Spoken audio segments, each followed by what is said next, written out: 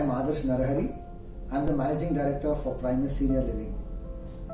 I'm very passionate about senior living and senior care, and I have personally spent over 60 nights in different retirement communities around the world, in the US, in Japan, in Australia, and other parts of the world.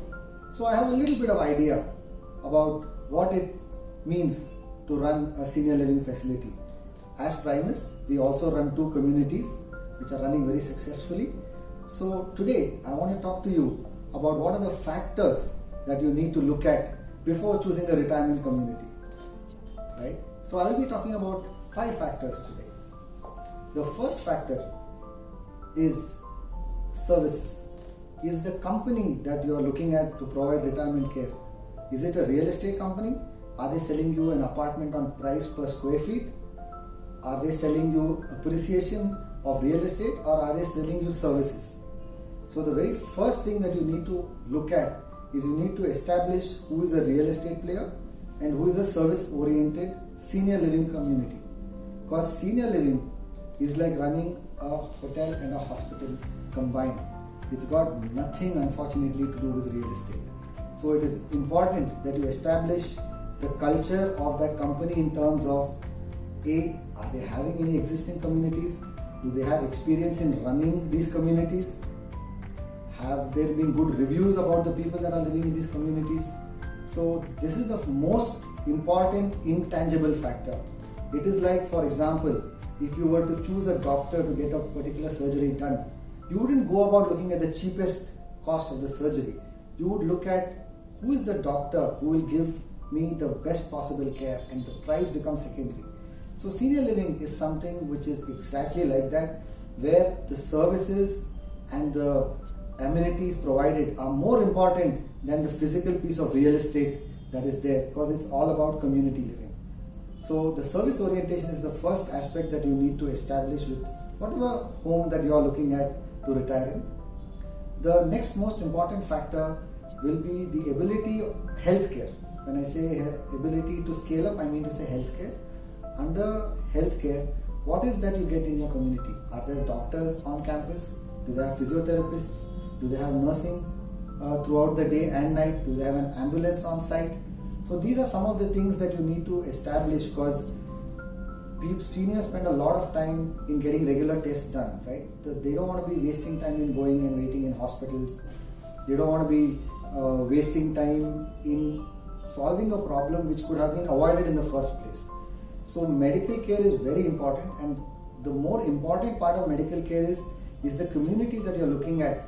Are they ready to scale up if, God forbid, one of the partners become bedridden, or if one of the partners need advanced medical care?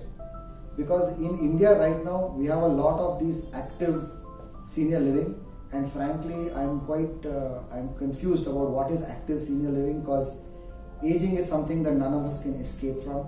So it is very important that the community that you choose is able to adapt itself to your different physical and medical needs with time. So in case one of the partners need to be bedridden, is your community able to provide that level of care?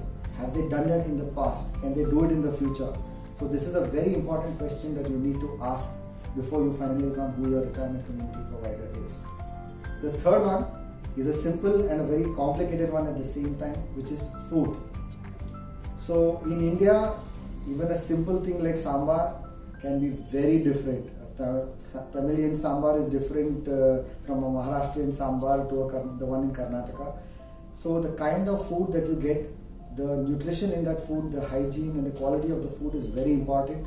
I would highly recommend that you go to the community and have a meal, sit down with the people who are there, know if these people, understand if these people can be your friends, and taste the food. Get a feel for the place before you make your decision. So the food is a big binding factor, both as a community as well as for nutrition and health. So the fourth factor is the ability of this community to allow family and friends to come in. Do they have guest rooms? Do they have place where the children can come and go? Do they have amenities for kids? So if your grandkids come over, can the grandkids have a good time? Is there a swimming pool? Is there various other amenities that they can enjoy themselves with? Because then they will be looking forward to come and seeing you. So ability of the family and to host them and take care of them is another aspect that you need to look at. The last and very important factor that you need to look at is also the ability of your community to bring down the process of aging. This is not some fancy jargon that I'm using. What I mean to say is that, is this a community where people can be socially stimulated, where they can keep themselves active, where loneliness can be a forgotten word? So are there regular events conducted? Is there community activities that are being done? Are the people there living together as a community and having a good time like friends would? These are all intangible factors, but they are actually the most important factors in choosing a retirement home.